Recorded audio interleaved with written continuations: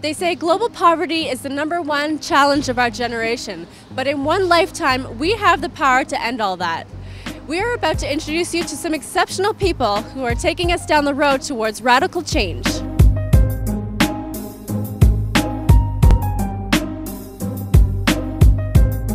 I think that the issue of poverty is big and complex, and that means it's really tricky sometimes to know what to do. One of the key things we've got to focus on is how do we make it easier, how do we make it clearer for people to know what to do, and also how do we make sure that we understand what happens as a result of what we do, so that I don't just make a donation and feel good at the time. I actually know where my money goes and how that's going to make a real difference. In looking at the Global Poverty Project, what they wanted to do, take this presentation and make it kind of open source, as opposed to An Inconvenient Truth, which was kind of message meaning man, right? The individual being connected and a life being connected with a movement and with a social issue.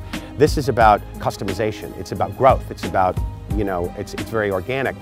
I knew that I had a foundation where I could actually contribute real beneficial experience. I know that I can do little things. I don't have to give up my whole life, that I can do something as simple as buy fair trade coffee at Starbucks instead of the normal one. That I can make a donation to an NGO, that I can have a chat to my friends, and that each of those things actually does make a difference, and that I see how that makes a difference, and I know that in the way that I live my life I can help people living in extreme poverty lift themselves up and out of it.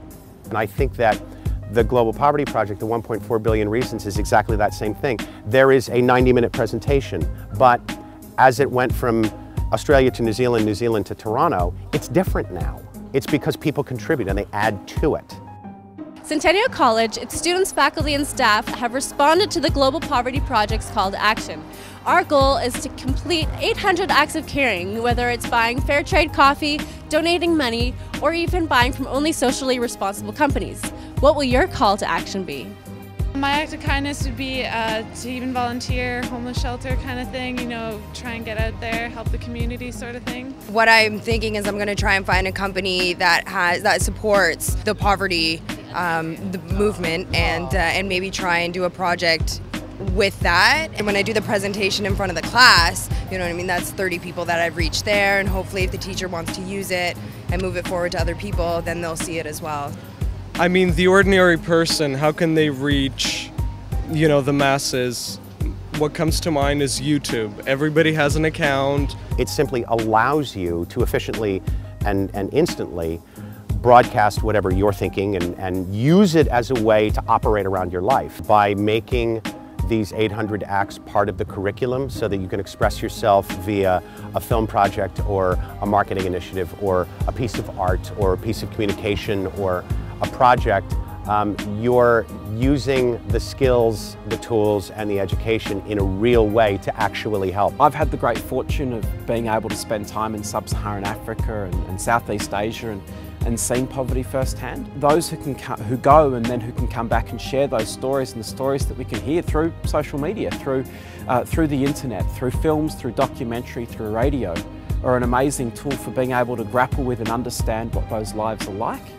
And then from there be able to see in a very simple way that the t-shirt that we wear, the food that we buy, and the products that we buy each and every day actually have a direct connection to people who are living in extreme poverty. And if we make our decisions about what we buy and what we think and what we say, how we vote and how we give, then actually we can see that we have a very direct and clear link to people living in extreme poverty, and it's actually not that far away from us at all.